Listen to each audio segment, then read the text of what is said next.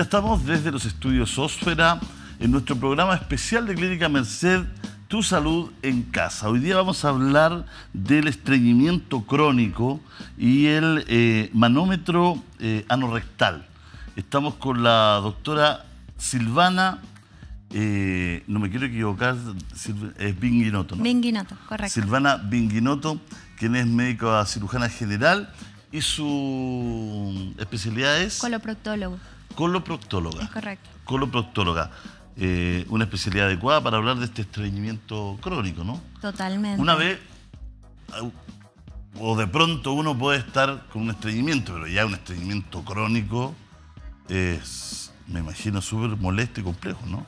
¿Qué es lo que es el estreñimiento crónico primero? A ver, el estreñimiento lo podemos definir, el crónico, cabe acotar, es una situación que se mantiene por más de 3 meses.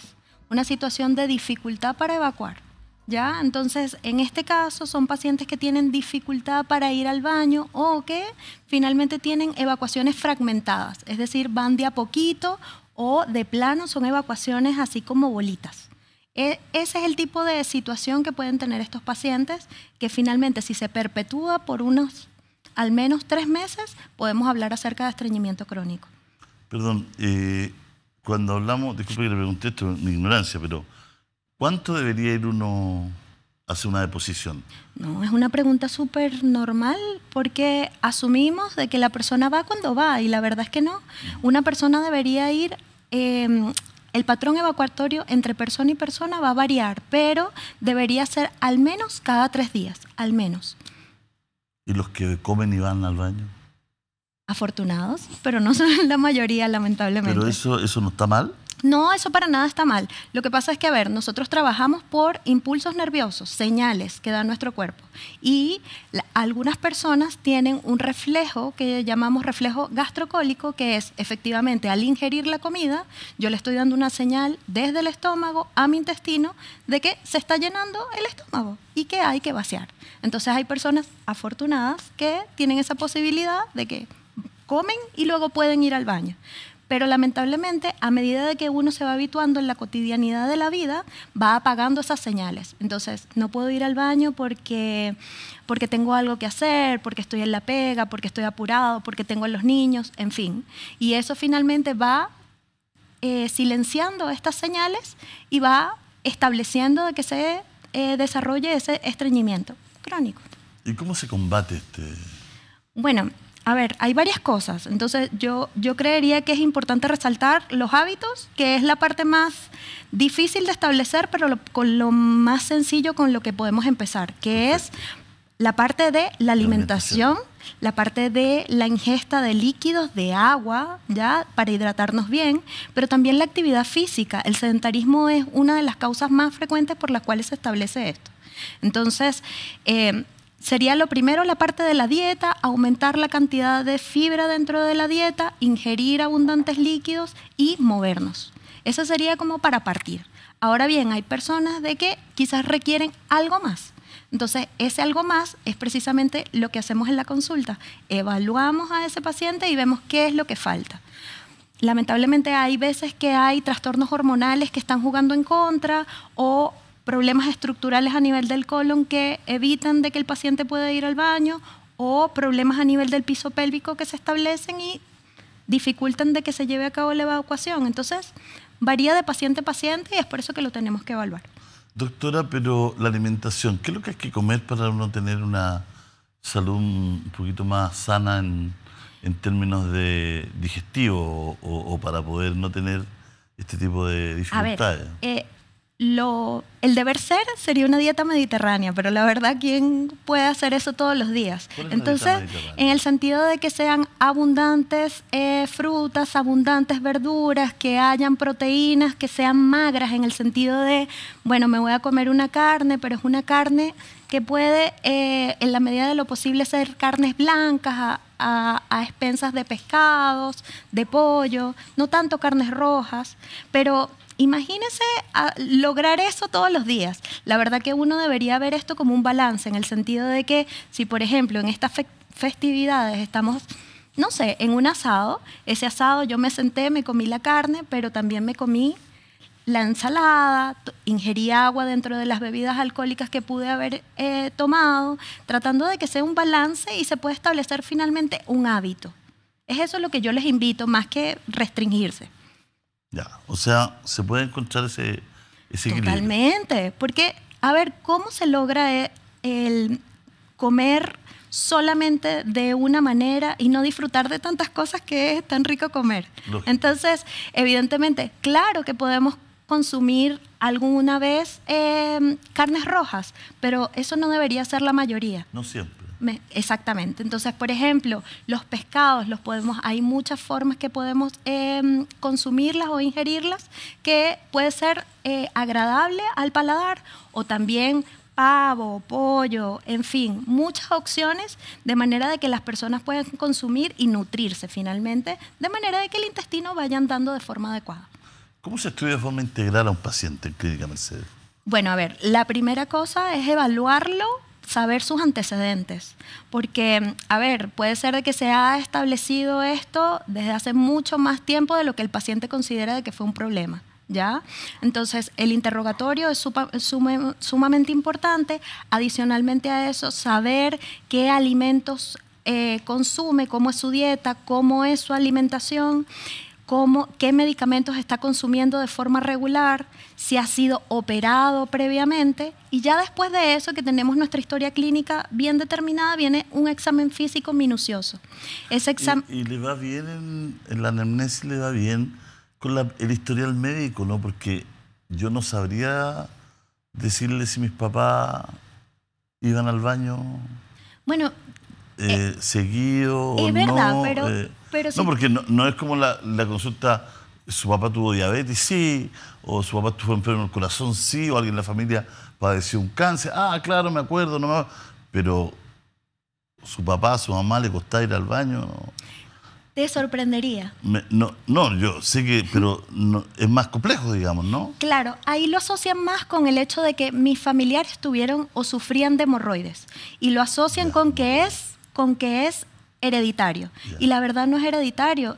Lo que tenemos en común entre familiares es que compartimos el tipo de dieta, el tipo de actividad física, el tipo de consumo de alimentos buenos o malos o no tan buenos, y finalmente es eso lo que condiciona de que se desarrolle un estreñimiento y quizás esas hemorroides. Claro, perfecto. No, yo estoy solamente tratando de abrir el naipe, porque claro, es un tema un poquito más engorroso de descubrir. Y después viene el examen físico, ¿no? Me imagino que tampoco es tan cómodo, digamos. Bueno, hay mucho miedo en eso. Sí, por claro, eso pero... Los hombres somos más miedosos aún, ¿no? Claro, total. Pero en el caso del estreñimiento... ¿Es un mito o el hombre es más miedoso que la mujer? No, sí son más miedosos. Y más alaraco también, ¿no? Como que le ponen También. Claro. El umbral de dolor es un poco diferente. Sí. Pero se sorprenden mucho de que cuando vencen el miedo, ahí se dan cuenta de que no es tan terrible. Claro. ¿Por qué? Porque evidentemente tenemos que ver cómo está la parte abdominal con respecto a la distensión, los ruidos hidroaéreos, si hay presencia de masas o no. Y evidentemente en la parte del canal anal, evidentemente hay una inspección importante, pero tenemos que evaluar la parte del mecanismo de la defecación, que es efectivamente cuando el paciente puja, de qué manera lo hace, cómo está realizando esa defecación, y para eso tenemos, digamos, algunos estudios, aparte del examen físico, que pueden ir ahondando acerca de ese tema. ¿Y qué es lo que es esto, el manómetro anorrectal? Bueno, el manómetro es el aparato como tal. La manometría anorrectal es el estudio como tal que se encarga de evaluar la contracción de los músculos que hay a nivel del canal anal. Ahí estamos viendo la máquina. Ah, exactamente. Ya, entonces, fíjate, eso es una sonda que finalmente lo que puedes objetivar a través de medidas cuantitativas, las presiones que se manejan en el canal anal y en el recto, para finalmente traducir alteraciones a nivel de esa contractilidad, que puedan estar condicionando que el paciente no pueda evacuar de forma adecuada. Entonces, no se le hace a todos los pacientes, se hace en pacientes que efectivamente tenemos alteraciones a nivel de la maniobra de defecación.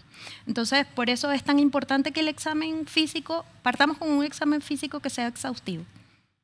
Perfecto. ¿Y esto cómo opera? ¿Cómo funciona? ¿Se introduce algo sí, bueno, en el canal anal o esto es...? Claro, imagínese que esto es como una bombilla, es como del grosor de una bombilla. Ah, ya. ¿Ya? Es delgadito, digo. Bien delgadita, ¿ya? Entonces es un instrumento de silicón, ¿verdad?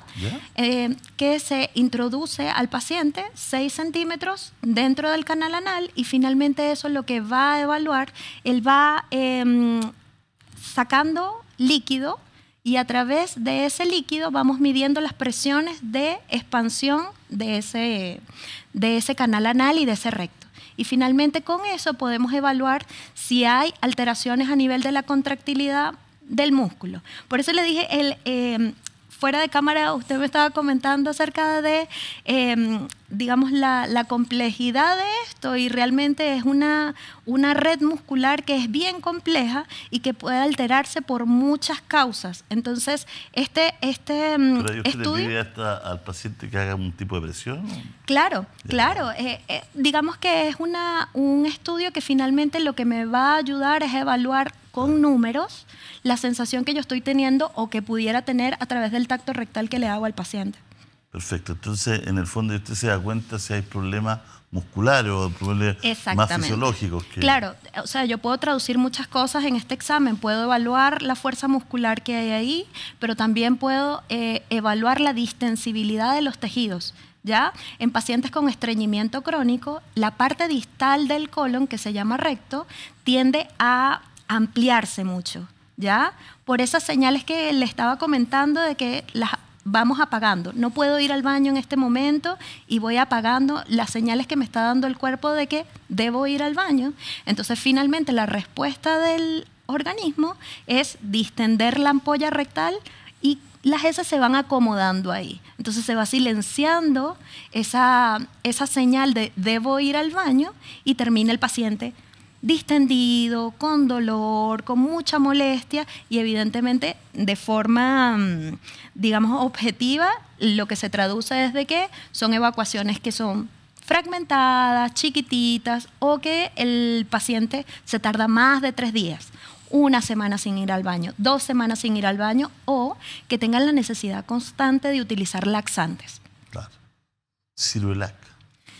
Sí, bueno, Ese hay famoso, muchos. No es que sea antiguo, porque mi mamá usaba Ciruelac. Bueno, lo siguen usando. No, Sí, no. sí, lo siguen usando y hay muchas fibras que utilizan. El tema con esto es de que, más allá de que yo puedo utilizar esa fibra como medida de salvataje, como que solución rápida, el problema con esto es de que lo que va a traer como consecuencia es de que finalmente el paciente va a evacuar en esa oportunidad, pero no se corrige el problema de base. Entonces, hay veces que hay que evaluar si realmente le trae beneficio a largo plazo a este paciente. Claro. Hay gente que toma café y va al baño. Claro, sí, pero es más de lo mismo, es distensibilidad gástrica aumentada, o sea, al distender el estómago, yo estoy dando la señal de este reflejo gastrocólico y finalmente voy al baño.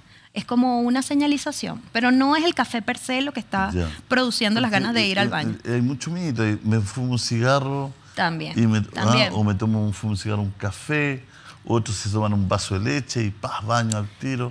Claro, pero son mecanismos distintos. A ver, en el caso del cigarrillo, finalmente lo que va a producir es disminución del nivel de estrés. Entonces el paciente se relaja un poco y eso puede producir de que esas señales suban el volumen un poco y finalmente pueda ir al baño. Y lo asocian como un hábito. Voy al baño cada vez que me fumo un cigarrillo. Pero eso no necesariamente tiene que ver con que la mecánica esté mejor o peor, ¿ya? En el caso de la leche hay pacientes que tienen algún grado de intolerancia a los lácteos. Entonces esto le produce evacuaciones explosivas y ellos lo asocian con una posibilidad para, digamos, evacuar el colon, pero no necesariamente con una buena mecánica. ¿Ya? Perfecto. Doctora, entonces, ¿estos tratamientos son largos, cortos? Cuando ya usted diagnostica, hay un estreñimiento crónico, ¿cómo lo superamos? Mire, yo creo que es más la parte de la educación que uno le da al paciente con respecto a los hábitos que hay que encauzar o retomar que la parte medicamentosa.